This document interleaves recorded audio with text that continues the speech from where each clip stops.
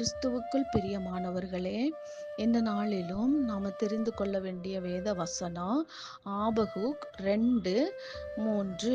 குறித்த காலத்துக்கு தரிசனம் இன்னும் வைக்கப்பட்டிருக்கிறது, முடிவிலே அது விளங்கும், அது பொய் சொல்லாது, அது தாமதித்தாலும் அதற்கு காத்திரு, அது நிச்சயமாய் வரும், அது தாமதிப்பது இல்லை. ஆமாங்க, இன்னைக்கு இந்த நாட்கள்ல தேவன் சொல்லுகிறதான வாக்கு தத்துவம், அவருக்கு நம்ம காத்து இருக்கும்போது அவருடைய வார்த்தை நமக்கு வரும்.